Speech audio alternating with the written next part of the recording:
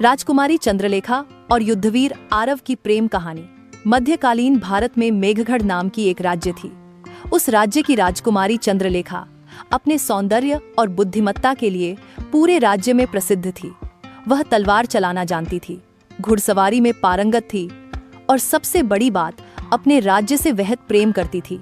इसी रियासत में एक साधारण लेकिन पराक्रमी सैनिक था आरव। उसका जन्म सैनिकों के परिवार में हुआ था, पर उसका दिल राजा नहीं, धर्म और न्याय का पक्षधर था।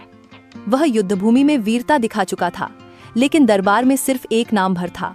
एक दिन महल में शस्त्र कला प्रतियोगिता रखी गई। सभी योद्धा अपनी वीरता दिखा रहे थे।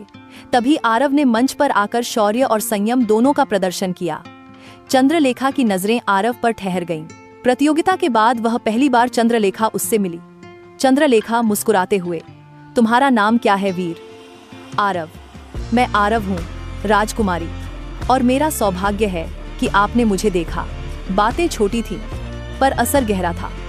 समय के साथ मुलाकातें बढ़ीं, कभी किले की प्राचीर पर, कभी मंदिर की सीढ़ियों पर और कभी युद्ध अभ्यास के मैदान में, और उन दोनों एक दूसरे से प्रेम हो गया। दोनों को पता था यह प्रेम आसान नहीं। राजा ने चंद्रलेखा का विवाह पड़ोसी राज्य के युवराज से तय कर दिया था। जब चंद्रलेखा ने विरोध किया तो कहा गया, राजकुमारियों के भाग्य में प्रेम नहीं, संधियां लिखी होती हैं।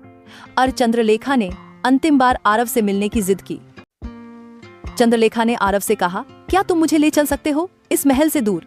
आरव धैर्यपूर्वक, मैं तुम्हें चुराकर नहीं ले जाऊंगा राजकुमारी। तुम मेरी नहीं, इस राज्य की बेटी हो। मैं युद्ध जीतूंगा और फिर तुम्हारा हाथ मांगूंगा खुले दरबार में। युद्ध और सम्मान इत्तेफाक से उसी समय शत्रु राज्य ने मेघगढ़ पर हमला कर दिया। आरव ने सेना का नेतृत्व संभाला। रणभूमि में उसने वीरता की मिसाल कायम की और अपनी सेना के साथ विजय प्राप्त की। जब दरबार में लौटे तो पूरा राज्य युद्धवीर आरव के नाम से गूंज उठा। राजा ने गर्व से कहा, आरव, तुमने न केवल राज्य को बचाया बल्कि हमारी बेटी का सम्मान भी। मांगो, क्या वर चाहिए? आरव ने सिर झुकाया और बोला, मैं आपसे चंद्रलेखा का हाथ मांगता हूँ, प्रेम से, सम्मान से और आपके आशीर्वाद से। राजा ने मुस्कुराकर चंद्रलेखा की ओर देखा और चंद्रलेखा ने बिना शब्दों के स्वीकृति दे दी। अंत में चंद्रलेखा और आरव का विवाह हुआ। मेघगढ़ की रियासत को पहली बार ऐसी रानी मिली जो तलवार भी चलाती थी और प्रेम भी निभाती थी, और ऐसा राजा जो जन्म से नहीं कर्म से महान बना। अब लोग कहते हैं, जिस प्रेम में त्याग हो वही राजसी होता है। कहानी अच्छा लगा तो एक लाइक कर देना और चैनल को सब्सक्राइब करते हुए जाना। धन्यवाद।